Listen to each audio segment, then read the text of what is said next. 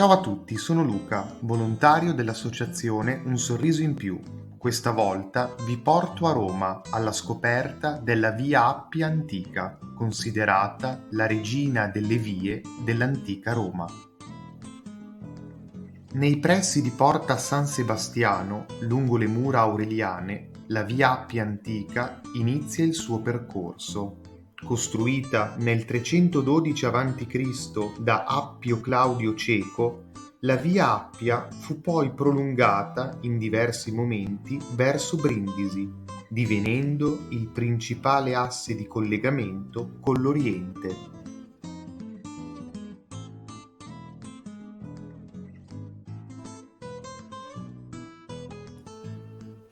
Percorrendo la Via Appia Antica, il primo luogo che si incontra è la chiesa del Domine Quo Vadis. Qui, secondo la tradizione, Gesù sarebbe apparso a San Pietro in fuga da Roma.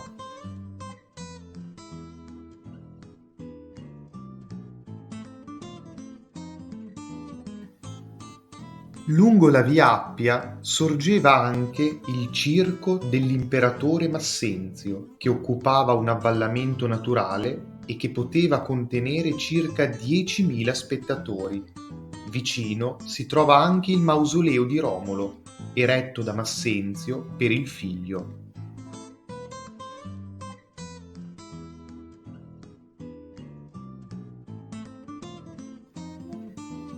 Subito dopo sorge la tomba di Cecilia Metella, il più famoso monumento funerario della Via Appia. Su un basamento quadrato si imposta il corpo cilindrico.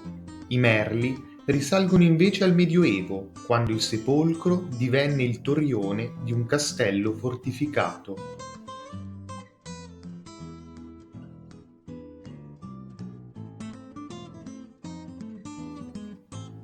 Circondata da meravigliosi pini marittimi, in alcuni tratti la Via Appia conserva ancora il suo antico basolato.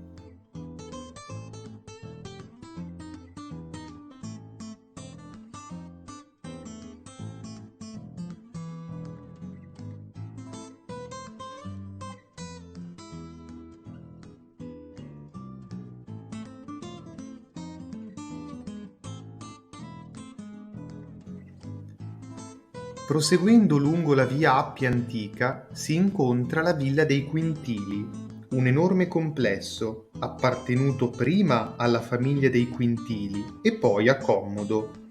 Si riconoscono ancora le maestose arcate dell'acquedotto che alimentava la villa. Ancora più avanti è il Casal Rotondo, sepolcro cilindrico sormontato da un tumulo.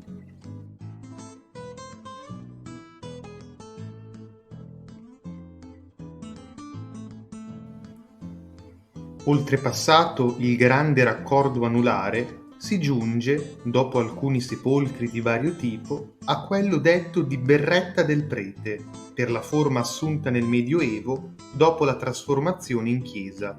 Si tratta di una grande tomba circolare, di cui ignoriamo purtroppo il nome del proprietario.